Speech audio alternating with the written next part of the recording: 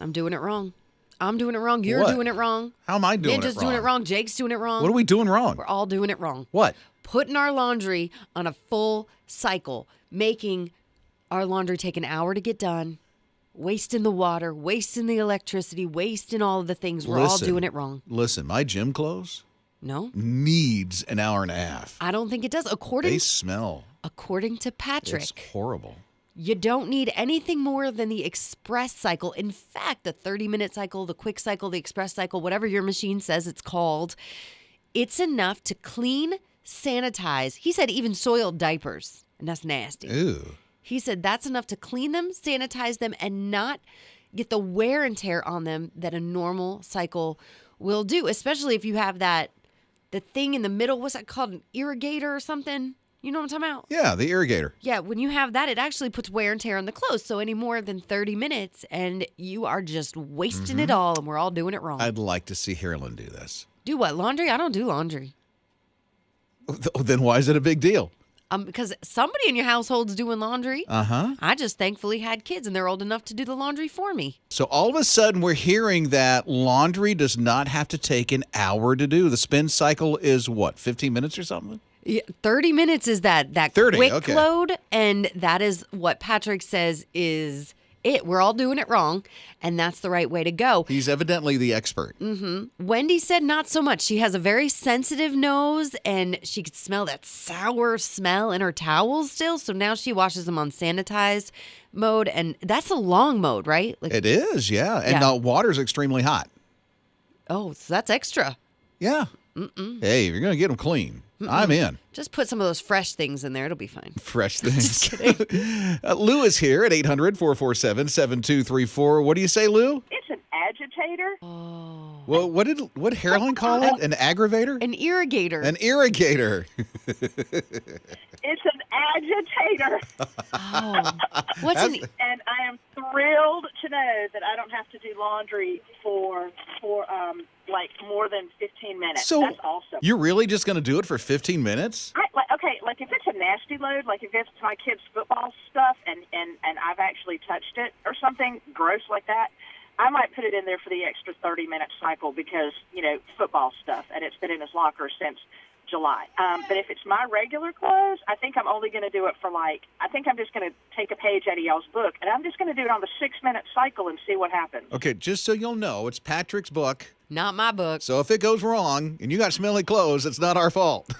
Well, it's not going to be my clothes because I'm going to make him do his own laundry because he's nasty. Hey. And, I mean, he's a teenager. He can do it. He can handle it. How old is he? He is 16. Oh, 16. Yeah. My 13-year-old does it. He does a decent job. Nothing ends up in the right place, but you know what? I have no expectations, so. Meaning he puts the clothes away and he puts them away in the wrong drawers in somebody else's. So Harlan's jeans wind up in his brother's dresser drawers. But I don't. No. He does his laundry. I do my laundry. Noel, he had his upstairs. I'm downstairs. He has to do his own laundry, and so when he comes downstairs to do his laundry, my stuff is all out of the way. There is no crossing over of the socks at all.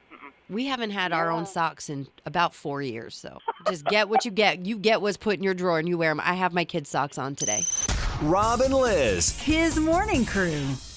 Rob and Liz in the morning. Harlan in for Liz. This is his radio. Red Lobster's getting ready to do their endless lobster thing. I know. I could eat that, though. Really? Lobster? Yes, with that butter, that clarified butter. You just keep going. Are you a Red Lobster person? Not really. The cheddar baked bay biscuits are good, but I'm really. I have not been in a minute to this place. But a lobster is like you don't have to go to Red Lobster to get a lobster, and I could totally That's true. Like I could eat a lobster, and I loved, especially when I was younger, just getting in there. So it looks like they're starting this back up tomorrow or something like that for this endless lobster thing. Okay. Do you have to peel it yourself, though, or they I just bring it have out? no idea. I haven't had lobster in forever. Really? Yeah, and I haven't been in Red Lobster in ages. Okay. I don't know why. Well. Just haven't. So then lobster's not your thing. I would eat it. No, like you could just eat it and eat it and eat it and eat it. Not endless, but yeah. See, they make it endless, though, but if you've got to get it out of that lobster yourself, endless is like max 2 because you get exhausted trying to open it and peel it and eat it. That's probably why they are endless. But if you could have anything endless, I have a guess that Scott would. Can I guess, Scott? I think I know what it is. Go for it. He's a peanut butter cup guy. Am I there? Reese's peanut butter cups. Oh, my goodness. So lobster for dinner and Reese's peanut butter cups to wrap it up. No, that would be the endless. Oh, my goodness. That's endless disgusting. That combo? Wow. Little lobster and then some dessert. Reese's peanut butter cups. Come on. Yeah. What would it be for Harlan? I don't know. I was thinking about that, and I eat eggs every day, so it's not endless like I can eat a ton of them, but every single day. Yeah, but is this your jam? I mean, if you could, what if it's something they really want, not just the eggs? I mean, are eggs like, I could eat eggs every day. I love eggs. Eggs is my jam. No, I mean, soup is my jam. Tacos are my jam. Okay. I have a lot of jams. See, that's why I can't just pick one thing. Can you pick one thing? No. An open mic just came in through the My HISRadio app. Let's check it out with the open mic. I would have to say cheese would be my favorite, something I couldn't live without. American cheese specifically, I could eat that every day. Oh, that whole endless thing. Seeing Red Lobster's doing their endless lobster starting tomorrow. And so we're curious of what you could eat that's endless. And he said, good old American cheese. I could do cheese too. You could? I love cheese. I figured out what I can do. I look like cheese. What? Sushi. Oh. Here's why. No. It doesn't fill you up. So you could eat roll after roll after roll, and then there's tons of different types of it, and you could just order and order and order and order, and that is what I would eat until... You'd get sick. Nope. Yeah, you would. Yeah, you would. I wouldn't. I think Jake is a sushi guy, too. Ooh, I sure am. I would eat all day. I would eat that all day. Are you kidding me? Certain type of sushi? Because there's different types of sushi, right? Yeah. Yeah. So what would the type of sushi be? All of it, right, Harlan? Right. I mean, like I like a dragon roll, a spicy tuna. Spicy tuna's kind of plain. Dragon roll is a little fried more. fish, or not fried fish, the fried meat, the tempura. raw meat, the tempura, the Little raw meat. sashimi, all that stuff. Eel sauce. You're right. Working for me. Here I am with cheese and Scott's with Reese's peanut butter cups. I don't... It's like a whole new language, the sushi stuff. It is, I'm like, isn't what is it? half of this stuff? You know, I'm just Swiss and American. I mean, that's all I know. Provolone. Oh, yeah, there's provolone. Well, there's a lot more types Oh, of cheese, there's too. the mozzarella. That's See? right. The mozzarella. And there's the pepper jack and the Parmesan. That's right, the Parmesan. I like that when you said Parmesan, you did like the shaker Parmesan, not That's like the kind you get. actual cheese Parmesan. Oh, yeah. It's a block, and then Put you it shred all it. over. No, no, fancy, no. It's out of a fancy can. grated Parmesan. That's not Yeah, grated. That's like, shaved. what is that? It's powdery kind of It's like sand. It is Yeah. like putting sand on your food. It's the best. Oh, boy. Rob and Lizz. His morning crew.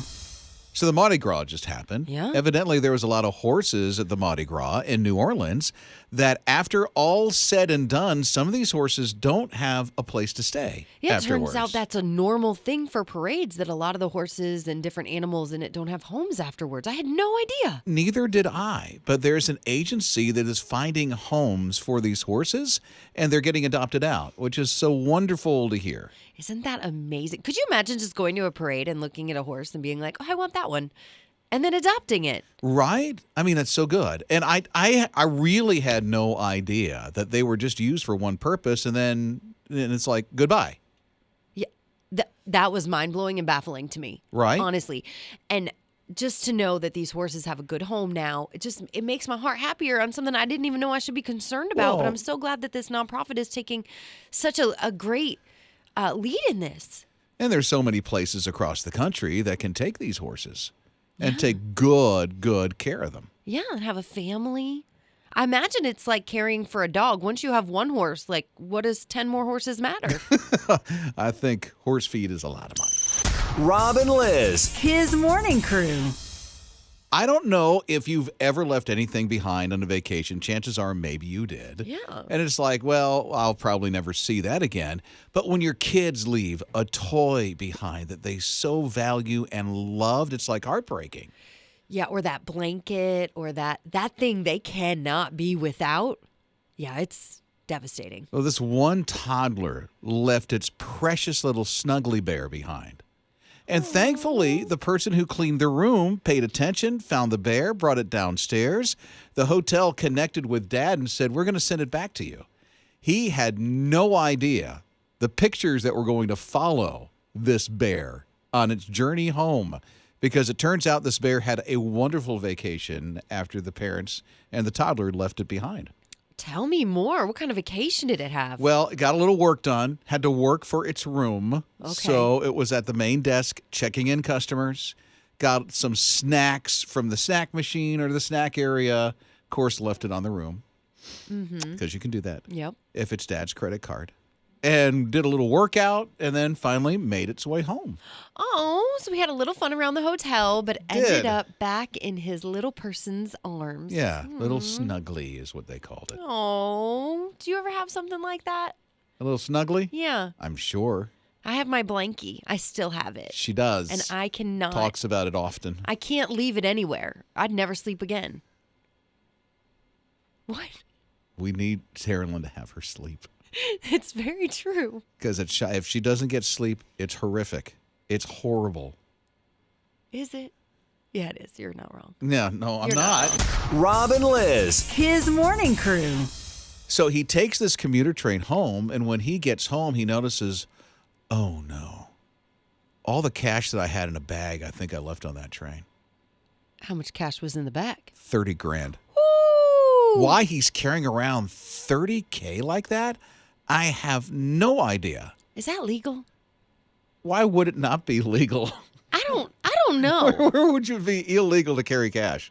$30,000. I know, that's a lot of money. That's not smart to carry around that kind of money, but for a reason he did. I have no idea. But here's the thing. Behind the scenes, an assistant conductor of this commuter train, because it was out of New York. I mean, This guy was going home.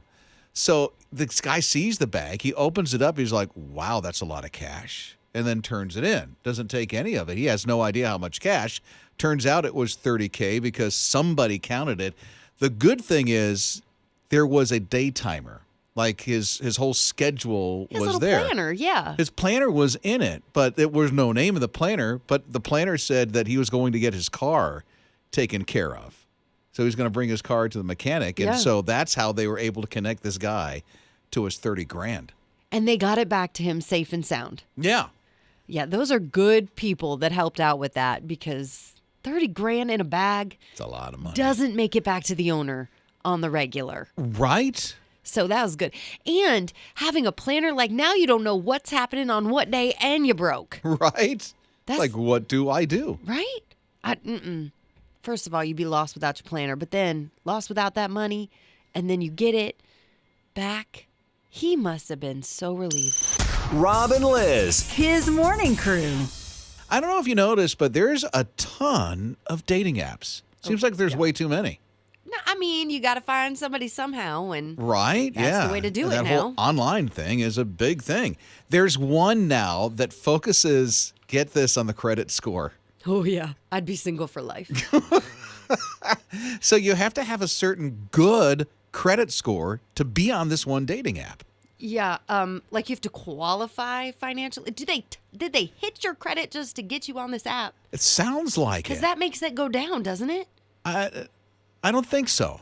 I think that maybe. Every time you get a loan for a car or a loan for anything, Yeah, but you're not getting a loan for an app. hits it. But it hits it. Once you check it, it's hit. So anyway, it's supposed to take out the whole thought of the financial discussion What do you mean on take a it date. out?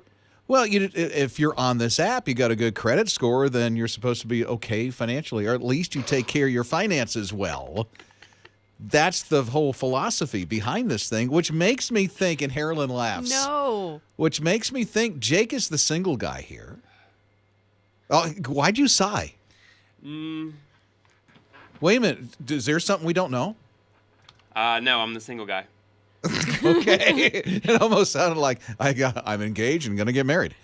So what's the whole financial thing? Do you think this app will take away some of those questions? And does that even come up in conversation on a date? I guarantee you that has never crossed any one of our minds. Okay. Like, oh, what's your favorite movie? What's your favorite color? What's your credit score? What's your credit score? But this is supposed to bring that up, because if we fast forward a little bit, in marriage, one of the biggest struggles is finances, right? Like how you spend your finances. So I feel like this is helping younger people like Jake on that date to talk about it more openly. So you dodge a bullet, maybe? Like if you find out she's a little spendy, maybe you don't want that. Jake? I mean, I'm a little indifferent on the situation because, I mean, it's a cool idea and I get it because you don't want to date, like, someone who's irresponsible with their money. But that shouldn't be, like, the center focus of why you want to date somebody. That's helpful. And then when you get down to premarital counseling, all that stuff comes up. And sometimes it's a deal breaker for some people. It's like, wait a minute, we've got to have our finances right. Yeah. I'm real thankful we didn't have this app because I would have never met my husband, ever. That's if he would have been on the app. I'm just saying in general, like if we would have talked about finances up front, he would have been like, yeah, bye. Rob and Lizz. His morning crew. It was just an average day for this couple, Sarah and Fabian. I like the dude's name, Fabian. I think long hair and a cover of a book, Fabian. Or is that Fabian? That's Fabio. Okay, Fabio. Okay, well then, Fabian, you want to go down that route, there you go. Anyway, they look on their roof one day and they notice that there's something on it, and you can't mistake that there was something on their roof because it was a piece of metal and 8 feet long. It was huge on their roof. What was it? They don't know. They think. They're able to knock it down on the ground. I mean, he opened up. He's got one of those windows that like goes through the roof. I don't know what you call that. A window going through the roof. Well, you know what I mean. It's kind of it looks like it's a decoration, but he was able to get out that window. You know what I'm talking about? I don't know what it's called. Anyway, he was able to push that thing down onto the ground. It was really heavy. They think it was a part of a plane. And it didn't break their roof? No, it didn't. Wow. I know, crazy. So that's all they can explain because they never heard anything. There was not like this big crash or boom or anything like that. They just looked on their roof one day and went, there's a piece of plane on our roof. Maybe it fell when they weren't home because I feel like if an 8-foot piece of very heavy metal fell on your roof, you would hear it. Right? At least the power cords from the electric guitar. What? Heavy metal? Did you not get that? Rob and Lizz. His morning crew. Look, my birthday was this past weekend, and I'm all about the gifts. I love them. But by the time you hit a certain age, like, what else do you need, right? Like what age? Like, Pearl's 103 years old. Okay. And we're not trying to get all the things, you know? She might want an Xbox. You know what she wanted? TV? Cards. She wanted a card from every state.